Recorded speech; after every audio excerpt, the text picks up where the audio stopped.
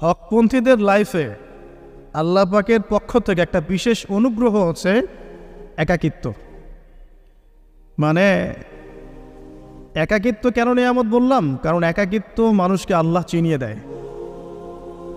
অনেক আলেম দেখবেন যারা জেল টেল খেটে বের হয়েছেন, তারা সবাই একটা কথা বলবেন, জেলখানায় আমরা আল্লাহকে চিনেছি। সব আলেমরা এই কথা বলে যারা ওখান থেকে বের হয়ে আসে।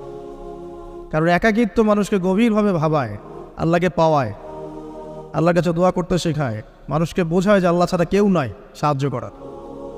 তো যারা হকপন্থী হয়, একাকিত্ব তাদের বরণ করতেই হয়। এটা মাথায় রেখে পথ চলতে হবে। ইব্রাহিম আলাইহিস সালাম পথ চলা শুরু করলেন। এবার কি হলো? তিনি কি বাসা থেকে বের হয়ে সেই এলাকা, ওই নমরুদের দেশ ছেড়ে চলে গিয়েছিলেন? উত্তর না।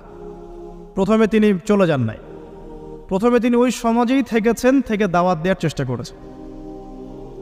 তিনি ওই সমাজে